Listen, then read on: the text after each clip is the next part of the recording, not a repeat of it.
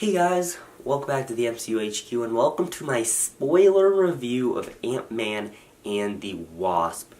If you have not yet seen the movie, this is a spoiler review, so go back to my non-spoiler review, which should be the most recent video, like behind this one. Watch that video, watch the movie, and then come back and watch the spoiler review. Because boy do we have some things to talk about. It's not going to be a really long spoiler review, but there are definitely some moments I really do want to touch on.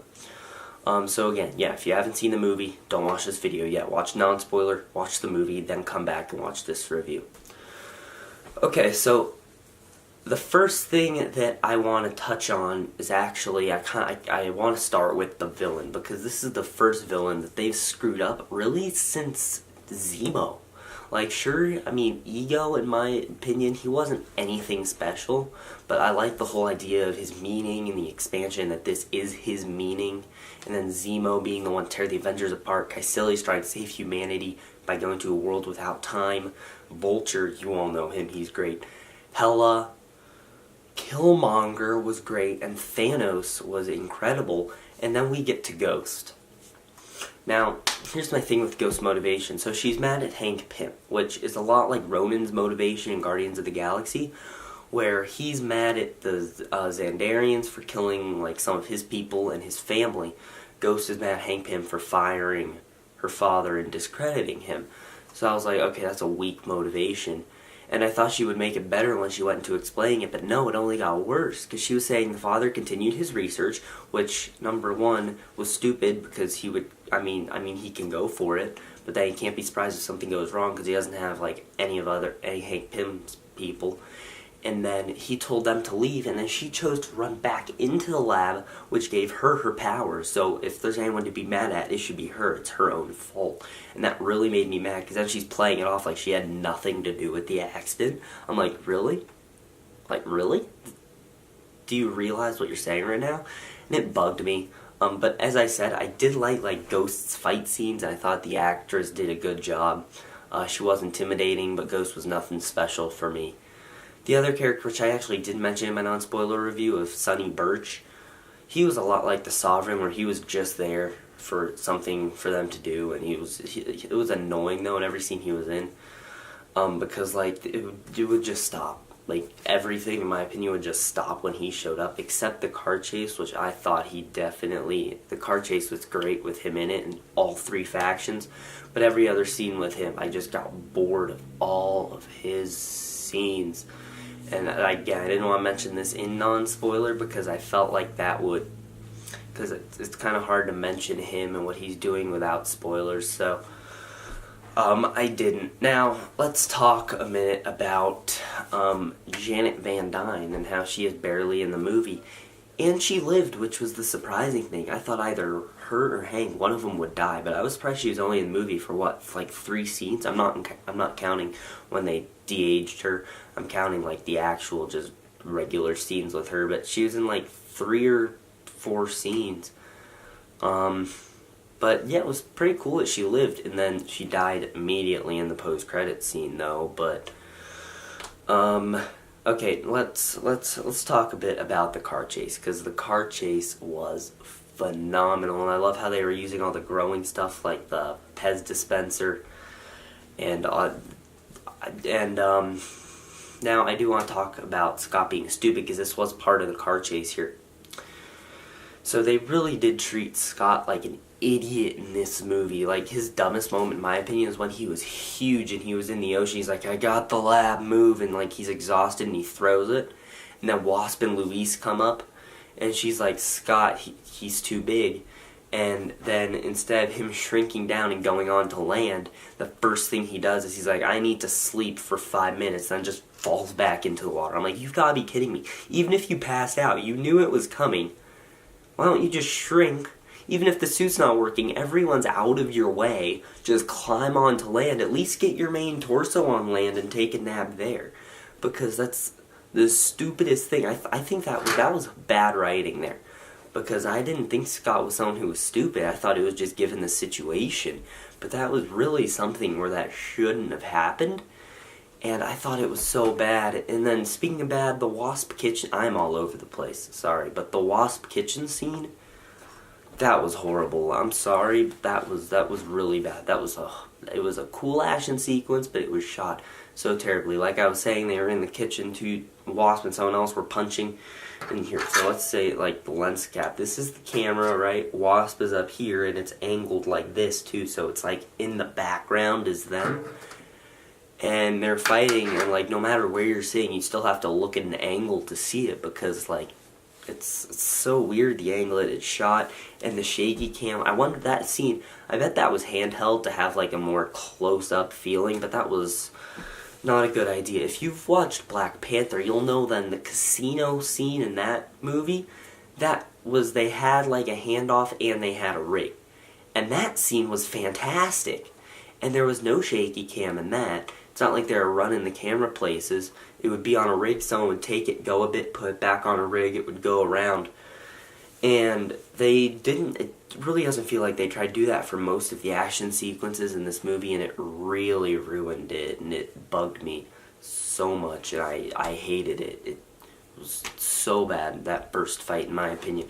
But like I said, a lot of the fights really weren't, they weren't anything special. Ant-Man's fight with Ghost, now, that wasn't really a fight as much as it was a chase. I thought that was funny, and there are a ton of memes of it that I've seen. Like, it's like when you run out of ammo in a fight, or when you're fighting that one boss that you know you're not ready for, but you're trying to flank him. I was okay with that. It was humorous, and I liked that. But basically, with the exception of, like, the car chase, which really wasn't a fight, it was a chase, but then the Ghost fight on the chase, that was bad. Like the way they were fighting in the car. Did you guys see the camera shake in the van? When Ghost and Wasp were fighting in the van and she slammed Wasp into the seat, the camera shook.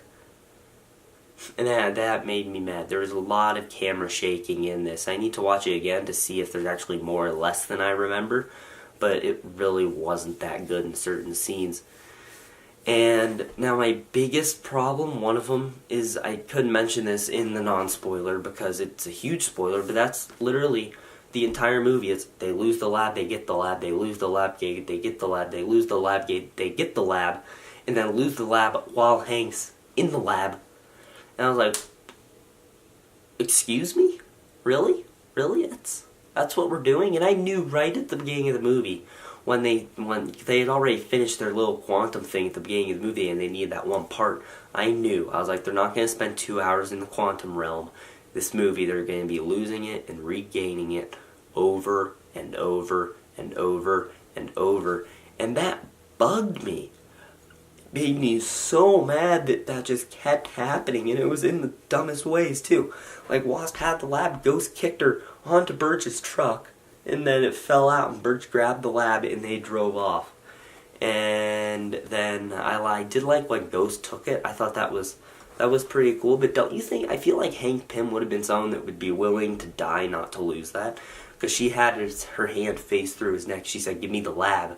And the next scene, the lab's gone. I feel like he's someone that would be willing to die to protect that. I don't know why, but I feel like they really lost it in some really dumb ways. And the more I think about it, the more I might actually have to lower my grade to a C+. Because there's just so many dumb moments. And the stupidest there's some bad lines of dialogue. There's some disgusting ones and some stupid ones. Let's talk about disgusting ones first. It's when Cassie Lang and Scott Lang are talking in her bedroom, yeah. And she's talking about being a sidekick, and he looks over at her, and he's talking about Wasp, and he says that Wasp reminds him of Cassie, and Wasp is his love interest, and I think I threw up in my mouth. It was disgusting, honestly. I don't know how that got past anyone, how no one thought they should remove it, but my friend and I both were like, that's horrible, that's nasty. Now into stupid lines of dialogue. This goes with the comedy that does not work, and that's when Scott is in, oh God, where was he? Oh yeah, he was in the school, and he had shrunk down to like 2 feet tall. And so Wasp put him in the hoodie, and he started going down the hall, and the teacher was like, where's your hall pass? And then he ran, and the teacher was just like, I was like, you do realize that this man is not normal size. And you even see, like, sure, like a kindergartner, I might be able to understand how they're that big. Actually, it might have been less than 2 feet because it's an elementary school and kids were walking by. And they looked like giants compared to him. It's not like he was close to their size. Like, they were huge. And the teacher thinks he's a student. Like, no. That's not... No. I feel like that's a stupid thing. And then also, the first time World's Greatest Grandma, they said it, it worked. And then the second time when Cassie said it, I was just like... At that point, I was just ready for the third act. Because I was really... I don't want to say I was getting bored, but I wasn't excited at that point. Because a lot of this movie, it's like just going and fetching stuff. And then losing stuff and gaining stuff. And the Truth Serum, that was comedy. I actually liked how the Truth Serum worked. And then the last piece of humor I liked is when Louis started going in on his story. And Birch is like, no, that doesn't have anything to do with this. And then his friend, whose name I can't remember, said, once he gets going, he's not going to stop. I loved how they acknowledged that. But basically, everything else that involved humor in the movie, I really was not a fan of. And it was sad because... Every Marvel movie since, Iron Man, they've basically, like 90% of them have been funny.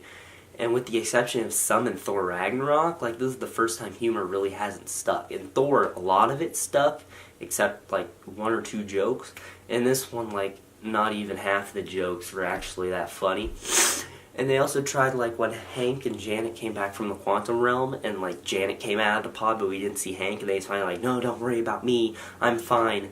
I'm like, no, please don't. I don't want to do this right now. I want to see Janet reuniting with them. So a lot of the comedy didn't work, in my opinion. So, let's see, I think that's it. Okay, so last thing I actually want to touch on is the post-credit scenes, because these were, well, one of them was big and one wasn't. So let's just talk about throwaway real quick, and that's the ant drumming, which is so throwaway. It wasn't even worth the wait. But, okay, the first one, which is huge in my opinion, is when Scott goes into the quantum realm to get the little particles so they can heal Ghost. And while they're counting down to bring him back, Hank, Janet, and Hope all turn to dust as a result of Thanos' snap. And it leaves Scott in the quantum realm. And now if you remember the first Ant-Man, he doesn't remember how he got out of the quantum realm. So do you think he's going to be able to figure it out again? Or is he going to be stuck there until Avengers 4 someone's going to get him out? My theory, though, is that someone's going to get him, or is that he's going to get himself out and meet up with someone, because as long as he has the little, as long as he has the van, he has an exit point, so. But there's also a big thing in here that could relate to Avengers 4, and that is Janet talking about a time vortex. Because everyone's thinking that time travel is going to be the key to getting these characters back. And she said, don't get sucked into a time vortex. Now, what if the Avengers go through a time vortex and manage to go back in time and somehow get themselves out of the quantum realm? It's a stretch, but, you know, it's a theory I have. I'm actually thinking of doing a theory video on different theories of how Avengers 4 could go. I think that's it. I think I covered everything I wanted to cover. And I think I'm going to keep my grade at a B- for now, because I'm going back to some of the other MCU movies that I really don't like, and this is way above those. This is huge. Now, you know what? I'm trying to defend it, and I can't. I'm going to give it a C+, because it's a C+ worthy movie, and it's down low on the MCU ranking. So it's sad, but it had to. So guys, that's going to be it for my review of Ant-Man and the Wasp.